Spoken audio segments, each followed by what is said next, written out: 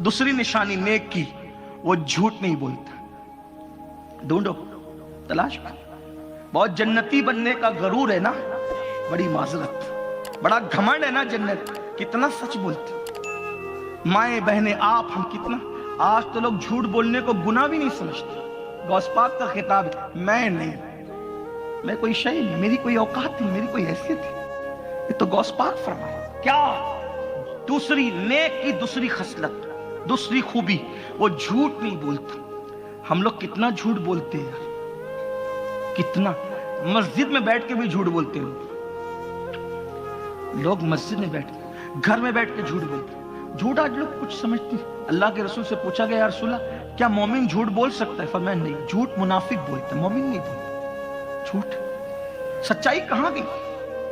आज हमारे बच्चे हमसे झूठ सीख रहे हैं। उनको झूठ सीखने के लिए कहीं जाना नहीं है, वो माँ बाप से झूठ सीख रहे हैं। माँ झूठ बोल रही है, अब्बा झूठ बोल रहे हैं, दादा झूठ बोल रहे, दादा, सब झूठों का माहौल है। किसी ने कहा था, अच्छा शेर है, अच्छा शेर हो तो पढ़ना चाहिए। किसी शायर, उसने कहा था, झूठों ने झूठों से कहा है सच बोलो, झूठों ने झूठों से कहा है सच बोलो, सरकारी ऐलान हुआ है सच बोलो। एशिया में एक मुल्क है, बहुत बड़ा मुल्क है, गालिबन 100 करोड़ से ज्यादा उसकी आबादी है। उसका नाम आप सर्च कर लेना गूगल पे जाके, 100 करोड़ से ज्यादा उसकी आबादी है। एशिया का एक मुल्क है, उसका प्राइम मिनिस्टर दुनिया में सबसे ज्यादा झूठ बोलता है। बहुत झूठा है वो, बहुत झूठ बोलता। आप ढूंढिएगा कौन है वो कहां रहता है, किस तरह रहता है। ऐसा लगता है जैसे उसने झूठ में डबल PhD किया है, इतना झूठा। तो उस मुल्क में जब प्राइम मिनिस्टर की जो जेरे सरपरस्ती रहते हैं, वो भी तो झूठ के फंदे फंस गए। लेकिन लोग कुछ भी करें, किसी मुल्क में कोई बादशाह, कोई प्राइम मिनिस्टर हो, लेकिन हमारे लिए तो काबिले इत्तेबा अगर कोई जात है तो वो मोहम्मद रसूलुल्लाह की जात। हम किसे क्या जाने, हमें तो इत्तेबा करनी है आमिना के लाल की। और आइए हुजूर की बात आई है तो मुझे एक बात याद आ गई है। हुजूर कितने सच्चे थे, हुजूर के दुश्मन भी उनकी सच्चाई की गवाही देते थे। जिसके दुश्मनों ने कहा अंता सादिकुल वादुल अमीर, वो मोहम्मदुर रसूलुल्लाह की जात। और एक रिवायत याद आई, सच बोलने से चेहरा चमकता है। लोग समझते हैं कि अच्छे साबुनों से चेहरा चमकता है, अच्छे फेस वॉश से चेहरा चमकता है, अच्छे क्रीम से चमकता है, लेकिन कुछ देर के लिए।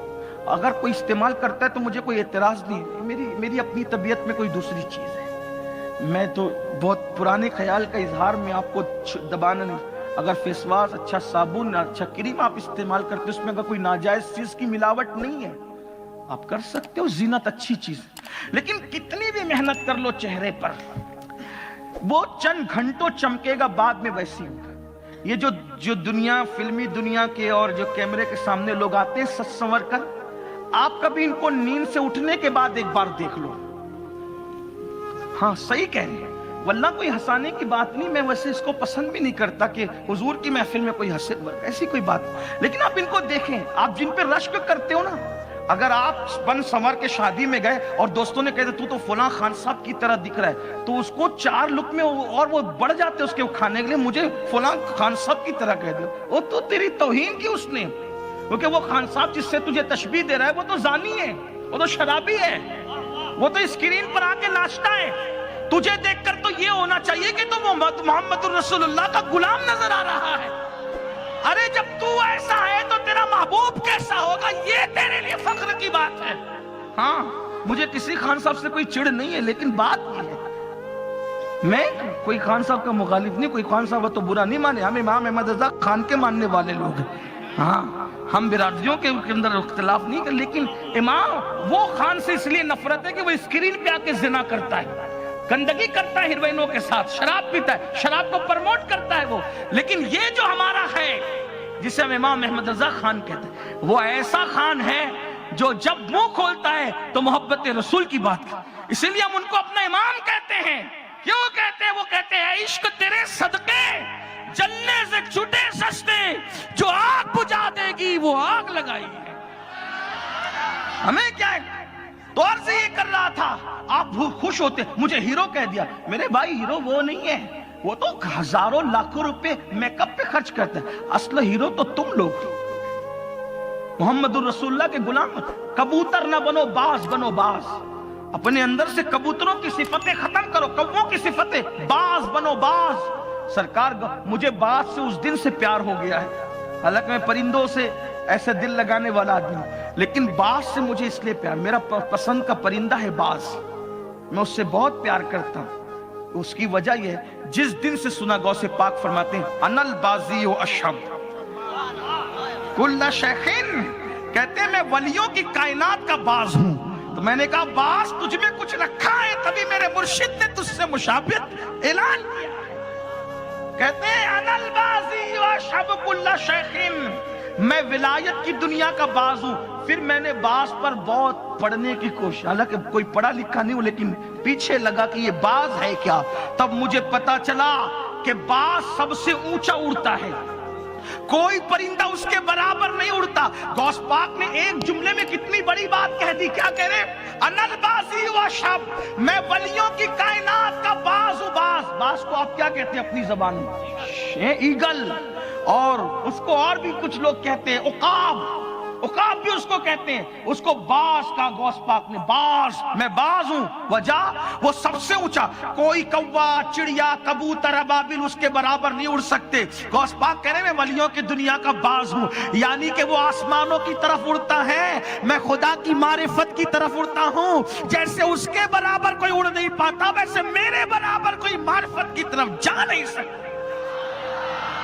پھر دوسری چیز توجہ فرمائیں, غوث پاک فرماتے کیا, میں باز ہوں. تو باز کو جب میں نے پڑھا تو پتا چلا کہ سارے پرندے مردار کھاتے ہیں, باز مردار نہیں کھاتا, کسی کا کیا ہوا شکار نہیں کھاتا.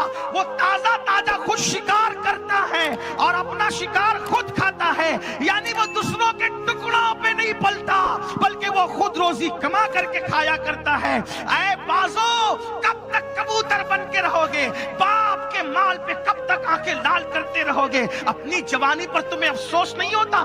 بوڑھے باپ کے مال پر راج کرتے ہو, بوڑھے باپوں کو ستاتے ہو, بوڑھے ماں باپ کو تنگ کرتے ہو اور نکامے پھرتے ہو, نہ کوئی کام ہے نہ کوئی کاروبار ہے, بس اچھا موبائل, اچھی گاڑی, اچھے کپڑے اور شان سے پھرنے. اللہ اکبر, خود کماؤ. اگر باپ اربوں پتی ہے, خربوں پتی ہے, بادشاہ ہے, پھر بھی کمانے کی عادت ڈالو, اس لیے کہ اسلام میں سب سے بہترین روزی وہ ہے جو انسان اپنے ہاتھ سے کما کر کھاتا ہے. ہاتھ سے کمانے کی عادت ڈالو, بوجھ بننے کی بجائے بوجھ اٹھانے کی کوشش کرو. بوجھ بننے والا اہم نہیں, بوجھ اٹھانے والا اہم ہے. تو باز کسی کا کیا ہوا شکار نہیں کھاتا. نمبر 3, باز کتنا بھی اونچا اڑے, نظر اتنی تیز ہوتی ہے کہ سمندر کے شکار پر بھی وہ دیکھ لیتا ہے.